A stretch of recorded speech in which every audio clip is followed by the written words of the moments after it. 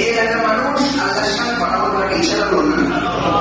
আল্লাহ বলবেন যে তোর ঘরে টাইলস ছিল আর আমার ঘরে টাইলস নেই কেন?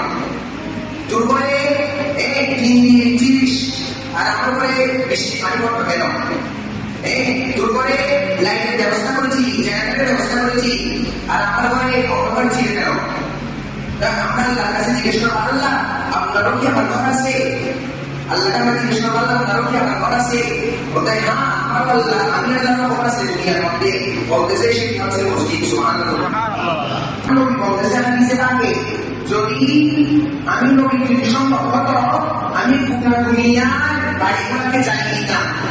যদি আমি নবীর পক্ষে সম্ভব হতো, সাহাবারা জিজ্ঞেস করতেছে ইয়া রাসূলুল্লাহ কেন জ্বালিয়ে দিতেন? বলতেছে যাতে মানুষরা মসজিদে গিয়ে বা জামাতে নামাজ আদায় করে। সুবহানাল্লাহ। আল্লাহ নিচে কোনো খবর নাই। আল্লাহ সকল আসবা হাইয়া আলাস সালাহ হাইয়া আলাল ফালাহ বলে ডাকতেছে, আমাদের কি কোনো খবর আছে? মনে হচ্ছে যে আল্লাহকে আমরা বলি আল্লাহ জানবে, অসুবিধা নেই, আমরা এখন কাজে আছি, ব্যবসাতে আছি, মনে হচ্ছে এমন না। আল্লাহ তো নিয়ে তো ফাসাদ থাকে, আল্লাহকে come forward to me, I want to discuss with you, I want to forgive you. আসো বান্দা, আমি আল্লাহর কাছে আসো, তোমাকে আমি ক্ষমা করতে চাই, তুমি বান্দাকে আমি ক্ষমা করতে চাই। তুমি গুনাহ করতে করতে ক্লান্ত হয়ে যেতে পারো, আর আমি আল্লাহ গুনাহ ক্ষমা করতে ক্লান্ত হই না। সুবহানাল্লাহ। আল্লাহ সাল্লাল্লাহু ইলাল জান্নাতি ওয়াল মাগফিরাহ, আল্লাহ ডাকতেছে দুই দিকে, জান্নাতের দিকে, মাগফিরাতের দিকে, ক্ষমার দিকে। আর আমরা আমাদের ধারে আছি, আজান দিচ্ছে কোনো খবর নাই। মুমিনরা আজান দিলে দোকানে এখানে বসে থাকতে পারে না। মুমিনরা মসজিদের ভিতরে মোবাইল ইউজ করতে পারে না। মুমিনরা মসজিদের মধ্যে উচ্চ বাচ্চার কথা করতে পারে না। মুমিনদের নরকত হবে, কারণ মুমিনরা অযথা কথা বলতে পারে না। আল্লাহ নিজের স্বয়ং জবানে বলেছেন।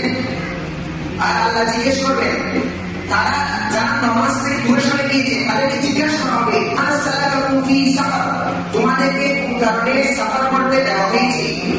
তাদের জিজ্ঞেস করবে, ইসুফের দিকে ফেরেশতারা জিজ্ঞেস করবে, তখন তারা উত্তর দিলে ক্বালু লাম নুকা মিনাল মুসাল্লিন, অর্থ হচ্ছে তারা বলবে আমরা সালাত আদায় করতাম না, আমরা আজান দিলে আজানটাকে সাড়া দিতাম না, যার কারণে আজকে আমাদেরকে সাফার করতে একটা ভয়াবহ করত।